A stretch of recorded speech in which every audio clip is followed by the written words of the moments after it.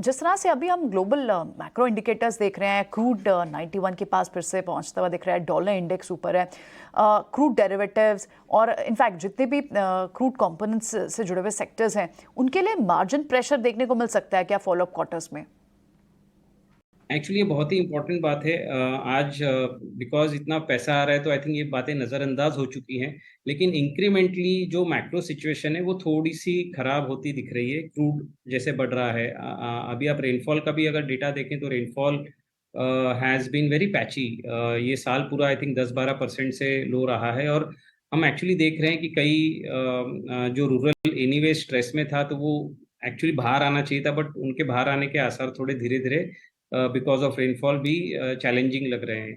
So I think incrementally अच्छा, तीसरी बात यह है कि जब हम अगले 2 साल के अर्निंग्स नंबर को जब हम उनके फ्यूचर एक्सपेक्टेशंस देख रहे थे तो उसमें ये रॉ मटेरियल प्राइस का गिरना और margin expansion actually is coming out as a big aspect. लेकिन जब ये क्रूड प्राइस बढ़ रहे हैं, कमोडिटी प्राइस थोड़े बढ़ना चालू हुए हैं, तो मुझे लगता है ये मार्जिन इंप्रूवमेंट की जो स्टोरी है वो भी थोड़ी सी फिजल आउट हो सकती है और अर्निंग्स ग्रोथ जो एक्सपेक्टेड है वो भी थोड़ी इम्पैक्ट हो सकती है। सो आई थिंक इंक्रीमेंटली थोड़ा सा डेटा नेगेटिव हो रहा है एंड ये अगर ऐसे ही रहा तो मुझे लगता है ये अर्निंग्स को भी इम्पैक्ट करेगा। तब आई थिंक तो market may take a while to recognize that, but this is something which risk is emerging in a way.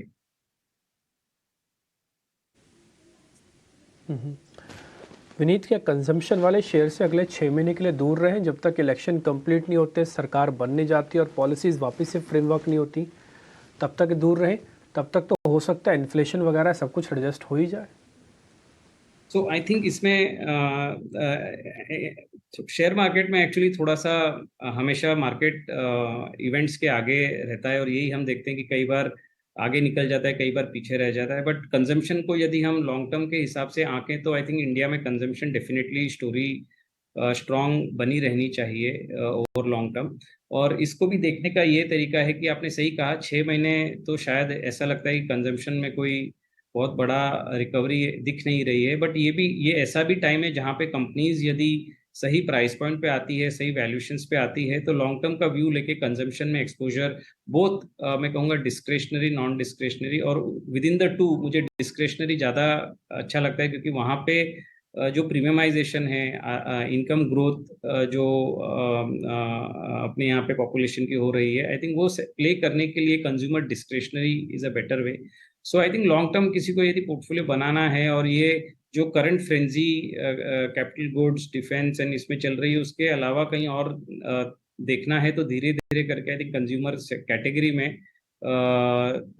Exposure लिया जा सकता है। बट मैं ये कहूँगा कि ये 6 महीने may not be great as far as a demand recovery is concern, but we remain hopeful कि इंडिया में consumption recovery has to be strong over the long period of time. Vineet, मैं आपसे